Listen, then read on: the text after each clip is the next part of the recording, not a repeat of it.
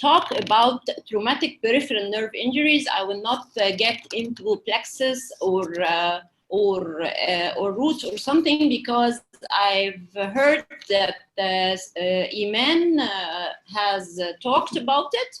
So I want to be more specific about the traumatic peripheral nerve injuries, because it has a very important role, especially with the surgeons, and they need it a lot in the neurophysiology, especially EMG and nerve conduction study. So I will start my lecture with which is the role of EMG and nerve conduction study in traumatic peripheral nerve injuries and its guiding to their management.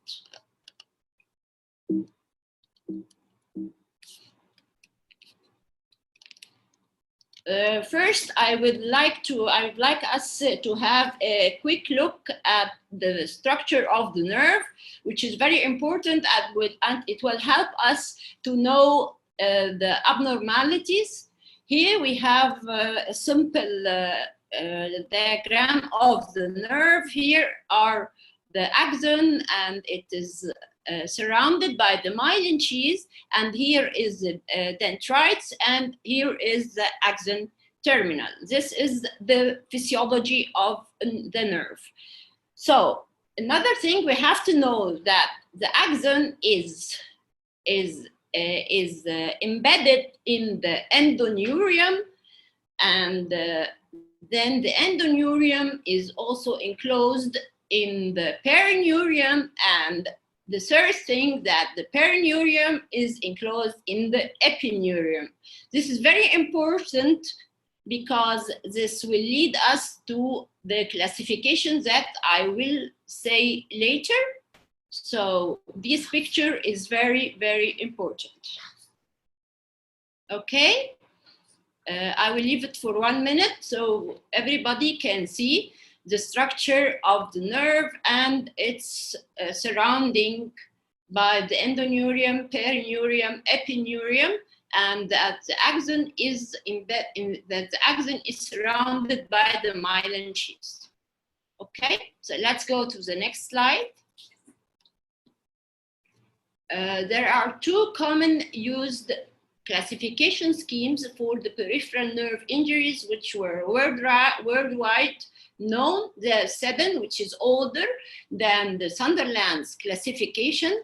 The Sunderland classification is known to be more complicated, but it's much more useful. But it is like more pathological, or microscopical classification, as we will see. The Seddon classification divides the nerve injury. The Seddon classification divides the nerve injury into neurapraxia, axontemesis, and neurotemesis. It's very important to know this, and I will speak about each separately. So we will talk about the Seddon, which is divided into 3 pathological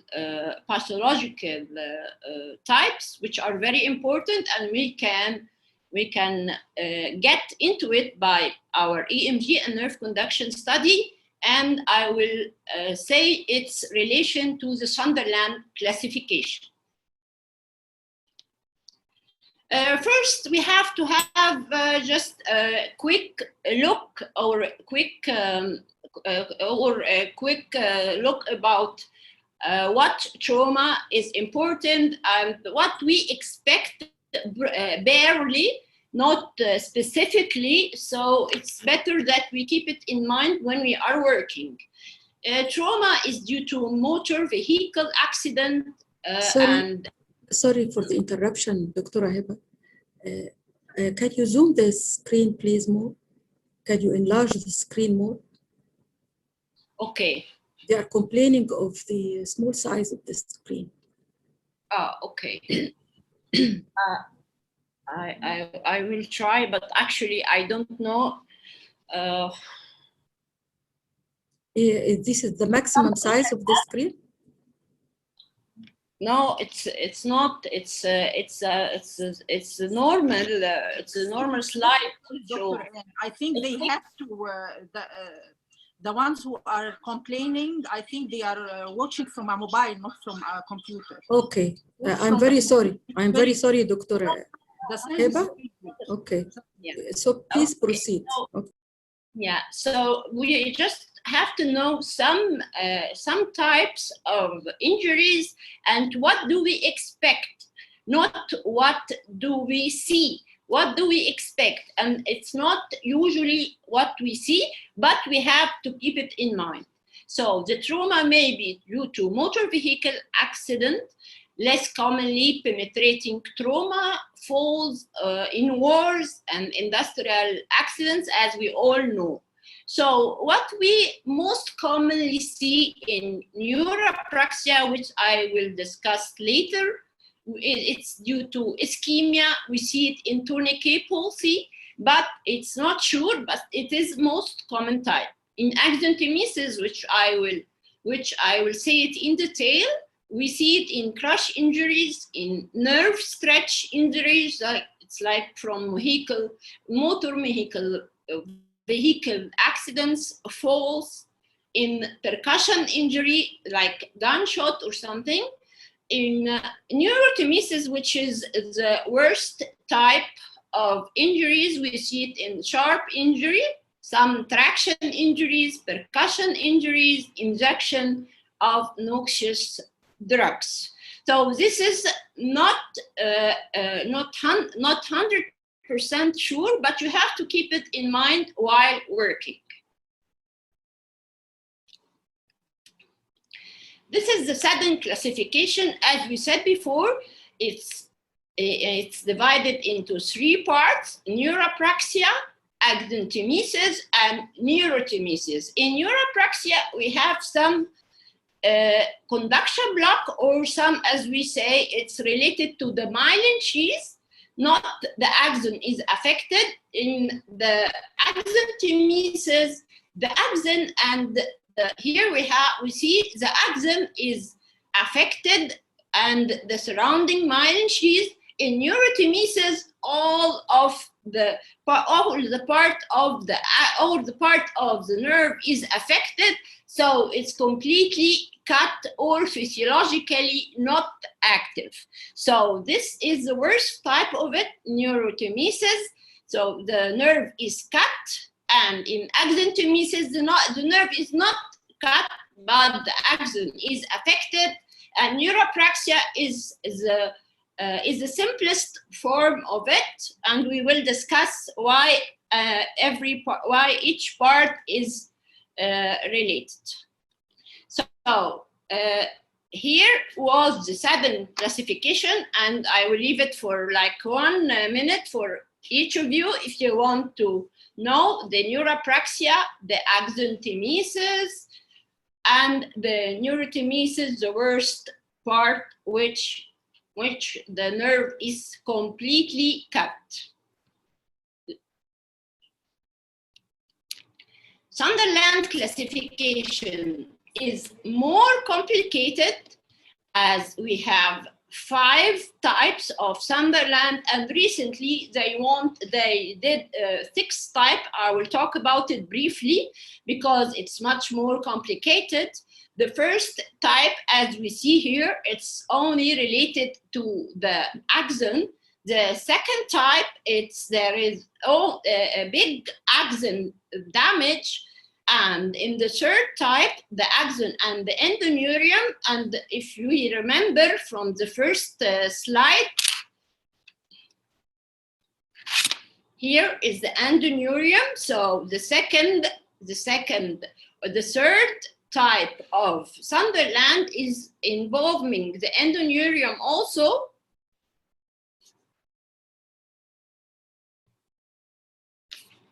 Okay, this is the third type. The fourth type is involving the perineurium is damaged, and the fifth is involving the epineurium, which is the most, and it's including all of the nerve. I will repeat the first one. So this is the epineurium, stage 5, and this is the perineurium, which is damaged with the axon, which is the 4th type of the Sunderland classification. As we said, it is more useful, but we cannot express it by EMG. I will tell you the relation between the Sunderland and the Seddon in neurophysiology. Recently, they posted six stage, and they called it mixed type. And it's mixed type. They mixed type. Why did they say mixed type? They said mixed type because it's a mixture of axanthomesis and neurapraxia. The problem here is with the clinician or with the orthopedician or something is that they will not know that it is 2 types. So they may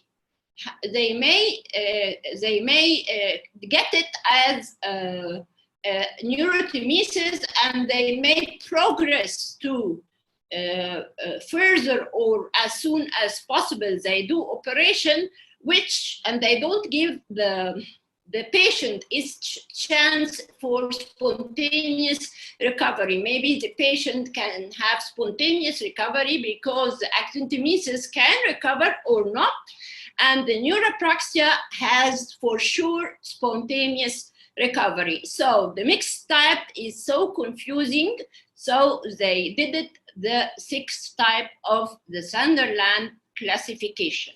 So I'll keep it for 1 minute also so you can see.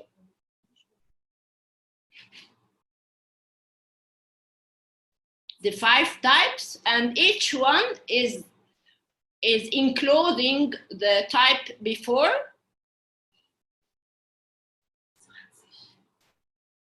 Okay, so let's go to the other slide. So this is a very important slide because it gives us the relation between the Seddon classification and the Sunderland classification. So here is the myelin cheese, which is in Sunderland neurapraxia. So this is the axon which is correlated in Sunderland to stage 2, and then the 3 involving the endoneurium, perineurium, and epineurium. The 3 last stages are neurotomesis.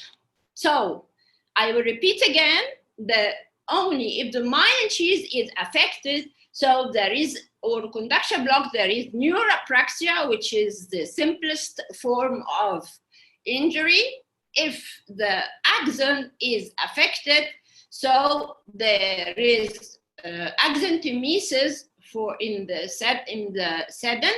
If the 3 surrounding types like endoneurium, perineurium, or epineurium, the last one, including all of the nerve, if the 3 last stages are affected, they are all neurotomesis in the Seddon classification. So this is the relation between, I know it's kind of complicated, but you have to know it. It's the relation between the Sunderland and the Seddon classification. I have another one also. Here you can see, here is the Seddon and here is the Sunderland, and here you can see neurapraxia or transient conduction block is stage 1 in Sunderland. Axanthomesis in Seddon is stage 2 in Sunderland, and stage 3, 4, and 5, including endoneurium, perineurium, and epineurium, are neurotomesis in the Seddon classification. I hope everybody is getting it. I will repeat again, neurapraxia corresponds to Sunderland, And axanthemesis of Seddon corresponds to Sunderland 2 stage, and the last 3 stages of Sunderland classification corresponds to neurothemesis. Actually, by EMG and nerve conduction study, we can tell the Seddon classification to guide the surgeon, okay? Now, what is neurapraxia, what is axanthemesis, and what is neurothemesis? In neurapraxia, you see the nerve is intact, but it cannot transmit impulses. Wallerian degeneration never occurs. Wallerian degeneration never occurs, which is very important. So in neurapraxia, there is spontaneous recovery. So we can also, and I will tell you how to diagnose neurapraxia later. In axanthemesis, the axon is damaged, but most of the connective tissue framework is maintained. And Wallerian degeneration starts to begin, which is the most important degeneration. It begins between 7 and 21 days post-injury. So there is something very important. If the patient comes before the 7th day of injury, so it's very impossible to determine neurapraxia from axanthemesis. And sometimes it gives us a false negative effect of injury, and you can see the patient getting normal compound muscle action potential. So to start with the EMG and nerve conduction study, it should be at least 7 days post-injury. In neurothemesis, which is the worst one in worst pathology, or the worst thing we see in the Seddon classification, the nerve trunk is all disrupted and not in anatomical continuity. There is complete cut. So re-innervation never occurs. So if we diagnose neurothemesis, in that case, it's very important that the surgeon starts to, as soon as possible, to get an interference in surgical interference, because if we stay or if we wait, there will be a very poor prognosis. And also in EMG and nerve conduction studies, we can tell the surgeon if it is neurothemesis, and we get to know it, we will get to know it later. So what is Wallerian degeneration? How does it go?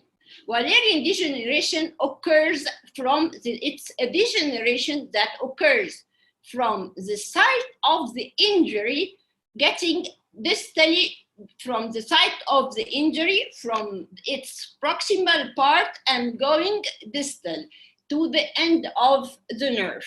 So it starts, as we said, from 7 to 21 days. Accordingly, neurapraxia doesn't experience Wallerian degeneration.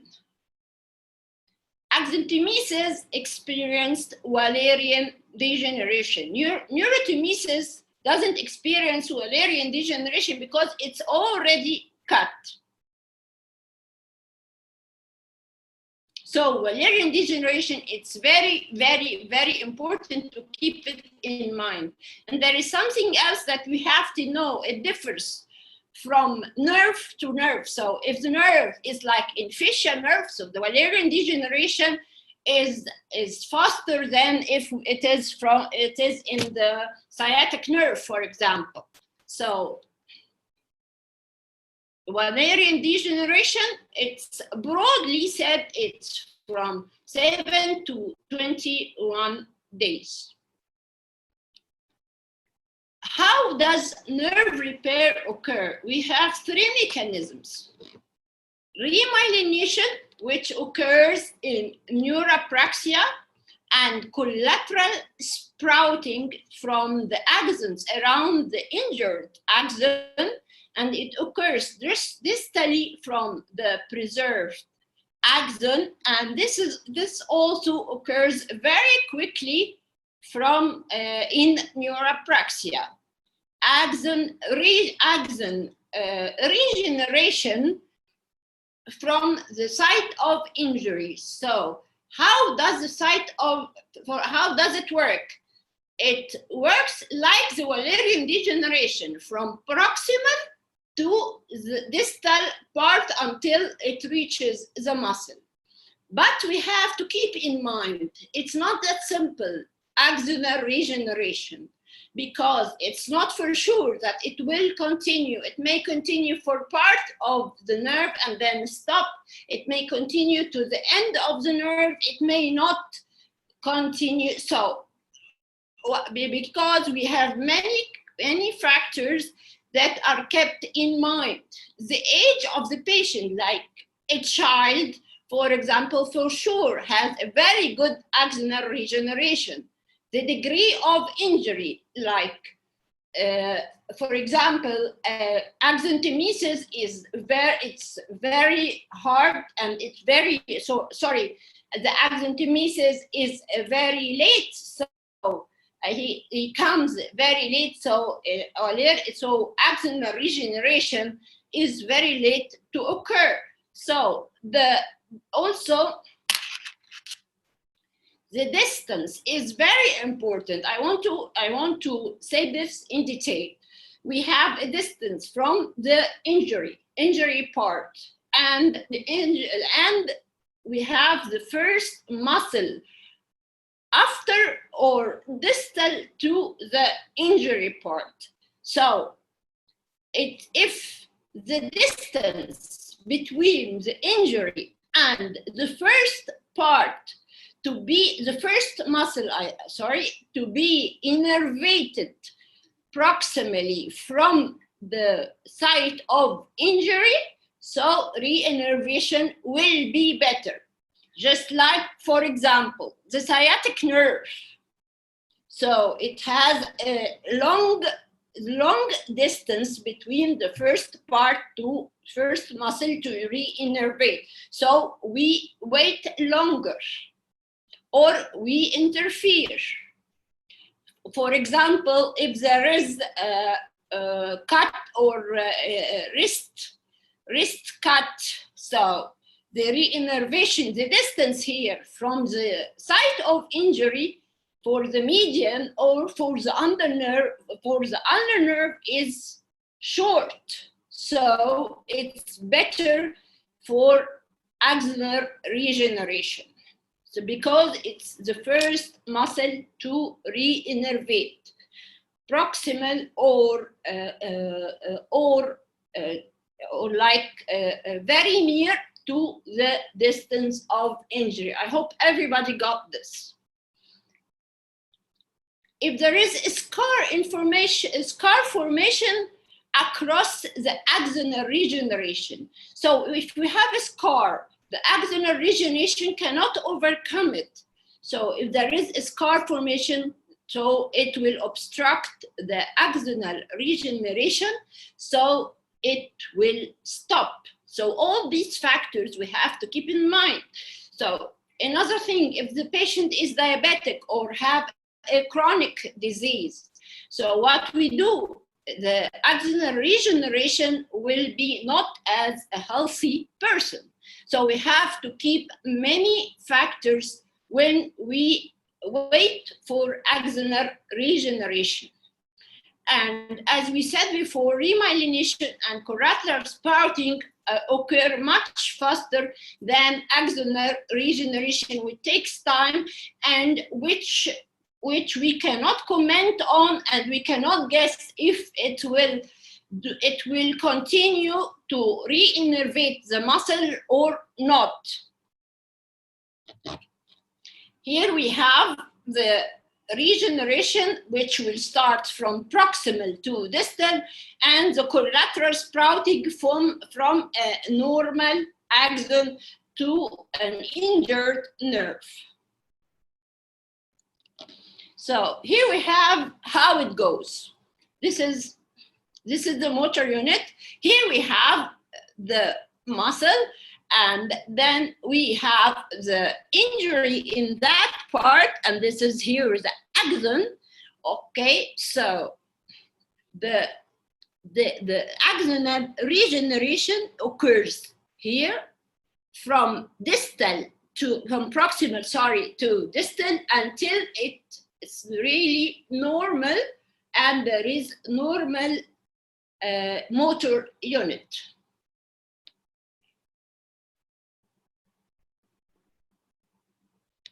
So the problem is, as we said before, with axonal regeneration, that it may or may not occur, and also if it occurs, it may not continue to the distal muscle, or it may continue to the distal muscle. So it's like a puzzle. We don't know about it. Will it continue or not? So not to wait for too much for the axonal regeneration, the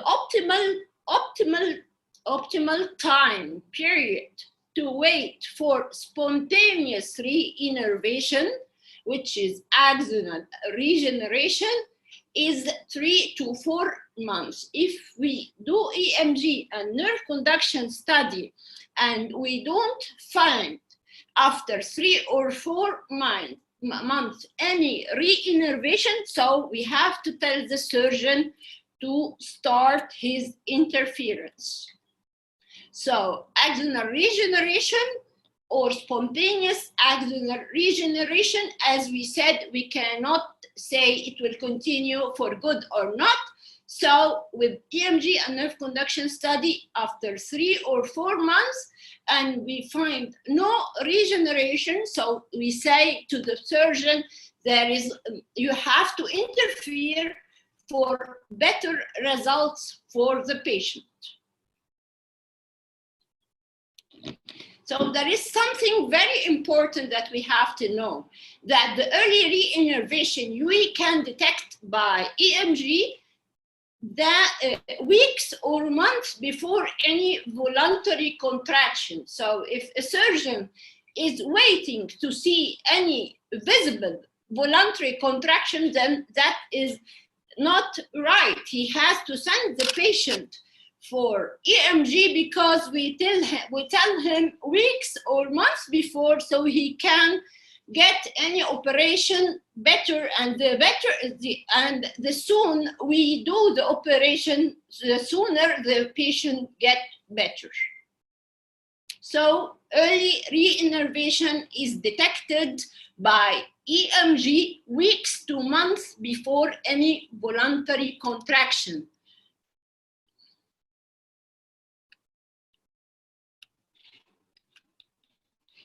So it's better. Maybe we have many cases that come to us and we tell him try to contract, and they say we cannot contract. But if he even starts to think about contracting the muscle, we can see by the EMG signs that said there is axonal regeneration and there is early reinnervation. We call it early because it's before any voluntary contraction.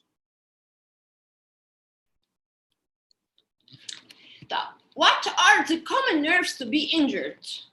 In the upper limb, we will take it from the most common to the less common. The radial nerve is very, very, very common, and I guess all of us have seen it when there is fracture of the humerus because of the anatomy of the radial nerve, which is very, very close to the spiral groove and the humerus. Then the ulnar nerve is affected after the radial nerve, and finally the medial nerve is less affected.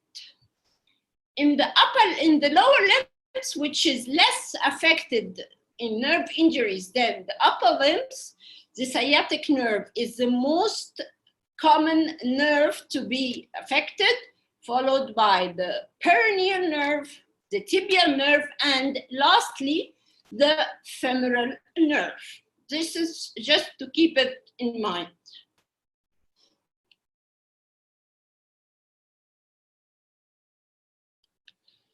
So after we said all this, what is our role? What is the role of EMG and nerve conduction study? So especially in closed injury. So first of all, we have to localize the site of injury. And I will tell you how to localize it. So we have to, and after localization, we have to classify the type of injury. As we said before, is it neurapraxia? So there is spontaneous recovery. Is it accentumesis? We wait 3 or 4 months to see if there is axonal regeneration or not. If not, the surgeon should interfere. Is it neurotemesis? So the surgeons should not wait and interfere as soon as possible. This is the classification.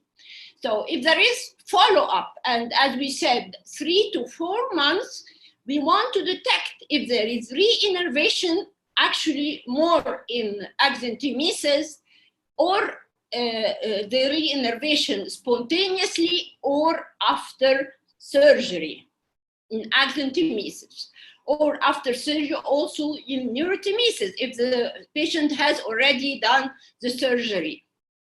In cases of grafting, which is the last thing, if there have no hope in regeneration of the nerve, they do grafting from a healthy near tendon. They graft it to the other muscle so it can act and do its action. So if they want to graft a nearby tendon, we have to tell them before they do grafting, is the tendon they want to be grafted, is it suitable, and does it have reliable motor units to be grafted to the unhealthy tendon of a muscle or not? So this is a late stage. I will repeat it again. First, we have to localize the site of injury, especially in closed injury, because we don't know where is the site of injury, okay? Later, we will tell how. Classification, and we said this classification before, is it neurapraxia, accentumesis, or neurotemesis? In the follow-up, is there re-innervation or not? Is there spontaneous re-innervation? As in, if you want to do follow-up for neurapraxia, well and good. If you don't know and you are sure in your first EMG, so there is no need to follow up. But in accentumesis, for sure, we have to do follow-up to tell the surgeon, okay, wait for another 3 months or not. There is no early re-innervation and you have to interfere. Or after surgery in neurotemesis and in accentumesis. If there is no hope in the nerve and they want to do tendon grafting to the injured muscle, so we have to tell them the tendon you want to graft, and they will mention it for us. Please examine the blah, blah, blah tendon. So we examine this tendon to be grafted to the unhealthy or to the muscle affected, and we tell them it's okay. The tendon have good motor units, or the tendon is not right to be grafted to the injured muscle. So what we do? First of all, when we see the patient, we have to take a history. We cannot just do EMG and nerve conduction study without a history. It will mislead us very much. The age of the patient is very important.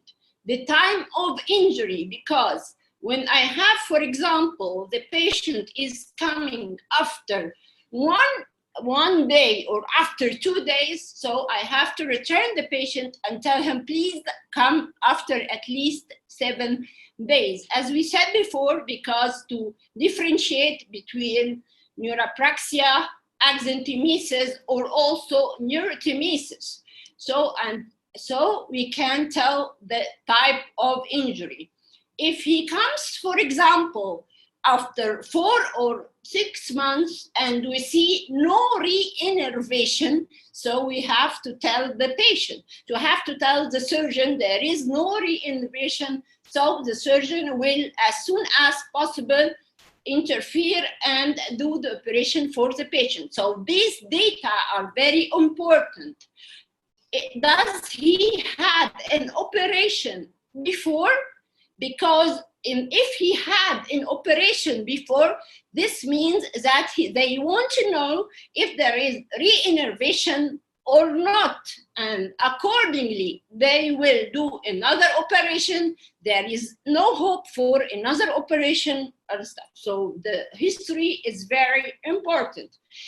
And we have to know also the complaint. What is he complaining of? And its site, where do you complain? So we have a minimal assumption of which nerve we examine. So before we do any EMG and nerve conduction study, the history is very, very important. After that, we do clinical examination of the muscle. We suspect that it is affected, supplied by the nerve, suspected to be affected. Then we do EMG and nerve conduction study. We do it 2 times. First time, or the initial time, as we said, at least 7 days post-injury, so we can detect neurapraxia, axonotmesis, neurotmesis. And we can do follow-up 2 to 3 months post-injury. It's very important that if the site between the injury and the first muscle to be re-innervated by this nerve, it's not a long distance, so the follow-up will be shorter. But if the distance is long, so as we said, we will not wait until 3 or 4 months. This is the initial EMG and nerve conduction study. In the follow-up examination, we do it 4 to 5 months post-injury. So we will get into each single detail we can do in EMG and nerve conduction study. If the patient comes immediately, the first study, so as we said, we have to localize the site of injury. How do we localize the site of injury? We localize it by 2. EMG of all the muscles supplied by the suspected nerve from distal to proximal. So until we reach the muscle which is injured and the muscle proximal to it is not injured, so we said that the site of injury is around the muscle, the proximal muscle we did, as we said that we do from distal to proximal until we find neurogenic element. So this is the site of nerve injury. If we do more proximal and we see the muscle is showed normal motor unit potential, so the site of injury is distal to it at the muscle innervated by this nerve. In nerve conduction study, we do it at different levels below and above the nerve course. So if we have any affection below or above the nerve, so the site of injury is between the two between the two compound muscle action potential, and we will say now, is it axanthemesis, neurotomesis, or neurapraxia? So by EMG, we will begin of the suspected nerve or the required nerve from distal to proximal until we find the proximal neurogenic muscle. If this proximal neurogenic, we go further proximal and we find that this muscle is not affected, so it is the muscle we have seen the site of the nerve injury is at the muscle we have seen that it was neurogenic. And in nerve conduction study, the level is just between the affection of the compound muscle action potential between the two affected compound muscle action potential. And therefore, we can classify the nerve injury. So the first step is localization of the site of injury by EMG and nerve conduction study. We classify for them. For the surgeon, we classification of nerve injury, and we said we do the segment classification, neurapraxia, axanthemesis, or neurotomesis. So what we see, which is very important to diagnose neurapraxia? Nerve conduction studies in neurapraxia, and then we will say the EMG. In neurapraxia, which is the least affected classification for nerve injury, proximal to the level of injury, there is decreased compound muscle action potential. And distal to the level of injury, there is normal compound muscle action potential. So in neurapraxia, if we found decreased compound muscle action potential proximal to the level of injury, and it's normal in the distal part, and again I will say it not before 7 days. So here we say, and I have an example for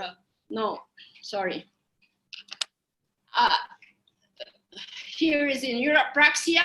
Proximal is decreased compound muscle action potential, and distal it's normal compound muscle. So it's only if proximal, then this is by nerve conduction study neurapraxia. And we will thank God that is neurapraxia because it's the mildest form, and we can tell the surgeon that the patient most probably will get spontaneous recovery and does not need surgical interference. What about axanthemesis? Axanthemesis below and above the lesion, above the injury, or if we go from distal to proximal and we find at some site of the suspected nerve decreased compound muscle action potential from the compound muscle action potential below and above or proximal level. So for example, if we go from distal, then below, then above, and we found below and above compound muscle action potential small amplitude, so the lesion is between the distal and proximal site we examined, in axanthemesis. I don't know why it's turning alone. So Axanthemesis means distal and proximal level of injury have decreased compound muscle action potential in nerve conduction study. Neurathemesis is very simple. We don't find any compound max action potential. Distal or proximal, there is absent compound muscle action potential, and it will be confirmed by EMG. So the patient has to do an operation as soon as possible, because if he delays the operation, it will be of very bad prognosis. So this is the three, and I will repeat it because I know it's it's kind of complicated for people who know it for the first time. Neurapraxia, we find proximal to the level of lesion. Axanthemesis, we find it proximal and distal, small amplitude. And in neurathemesis, we don't find any compound muscle action potential above and below. And now we come to the EMG. EMG is very important. So is it a complete lesion, meaning is it a neurathemesis, or is it an incomplete? Incomplete means is it axanthemesis or not, or even neurapraxia. If it's complete, then is it absent compound muscle potential? If there is absent compound muscle potential in EMG and there is absent nerve conduction studies below and above, then this is neurathemesis. If there is neurogenic motor units, so it's incomplete, neurogenic motor units, then it's axonothemesis. If in neurapraxia we find totally, which is the simplest form as we said in EMG, we find totally normal motor unit potentials except for reduced recruitment. We can also find signs of degeneration like FIPS and positive sharp wave, where in the two most worst classification, axanthemesis and neurathemesis. So in EMG, we can find if there is no response, no motor units, so it is neurathemesis. And if there is neurogenic motor units or there is signs of denervation with the neurogenic motor units, so it's axanthemesis. If there is only normal motor units and there is reduced recruitment only, it's neurapraxia. This is the EMG with the nerve conduction study we said before. So by these two, we can tell the surgeon if it's neurapraxia, axanthemesis, or neurathemesis, and again, not before 7 days. What about follow-up EMG? We do not expect, or we do not give much attention to the nerve conduction study in the nerve conduction study in nerve injury, and it's not written that it is important, the nerve conduction study in the follow-up. For example, you can have in the follow-up absent nerve conduction studies, but the EMG you can have polyphysicity. If you don't have polyphysicity in the follow-up EMG, and we say it again, follow-up is not before 3 to 4 months, then no polyphysicity, then we said it's poor re-innervation. And as I have seen, the polyphysicity here is not just like the polyphysicity of the neurogenic motor units. I have seen it like the myopathic polyphysicity. It's very, very short. And we call it nascent in the early re-innervation. It's very small, and it looks like the myopathic polyphysicity. not like the neurogenic polyphysicity. If we find abundant polyphysicity, then it is good re-innervation. Also, we say early re-innervation, we find this polyphysicity, but not abundant. If we find abundant polyphysicity, so it is good re-innervation. About the report of nerve injury, as we said, we localized, so we said EMG and nerve conduction study show evidence of whatever injury, nerve lesion, and we say it's at the level of whatever, and with the nerve conduction study and the EMG, and we say, so we can say, is it neurapraxia, is it axontemesis, is it neurotemesis? But if we find also active ongoing process of degeneration like PIPs, positive sharp weights, it's very, very important to mention it, because if you mention it to the surgeon, it means that the patient does have ongoing process of degeneration, so it's not a good indication, so he has to be operated upon. So, and we can also do recommendation or suggestion. If we find neurapraxia, so we have the surgeon should know that complete recovery is expected. In cases of axontemesis, we recommend follow-up. In cases of neurotemesis, it's very, very important that no follow-up is recommended. The patient should be operated upon as soon as possible.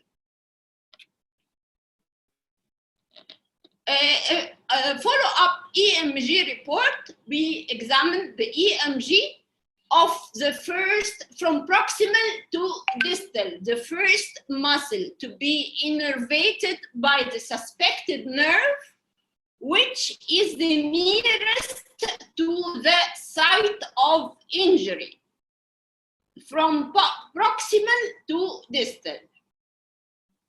So we see if there is re-innervation from proximal to distal or not, and if the re-innervation stops or not. But we have to know the timing. If it's, for example, 18 months, so there is no re-innervation, so there is no hope for this muscle to re-innervate. The time of injury in relation to the time of follow-up, I just said it, to detect re-innervation. Something very important, that spontaneous re-innervation, meaning natural re-innervation, occurs as 1 millimeter per day. But if it is after surgical interference, it is 0.5 per day or even less. So we can say in the follow-up EMG report, if he is coming early, there is early re-innervation, and if it's coming after, for example, 6 months, the second follow-up, we say, is it good re-innervation? Or if it's absent re-innervation, in that case, the patient has to be operated upon. As we said, in neurotemesis, there is no need for follow-up EMG. I have 3 cases I want to discuss it with you that I have seen. Here is the distal response of the ulnar nerve, and here is the proximal response of the ulnar nerve. And as we see the amplitude, there is very small amplitude in the proximal part. As we said, if only the proximal part is affected, then it is neurotemesis, where between the proximal and the distal and the proximal. Here in the EMG was normal of abductor digiti minimi, except that the patient couldn't do full interference, so there were reduced recruitment. What was the history of this patient? He was a patient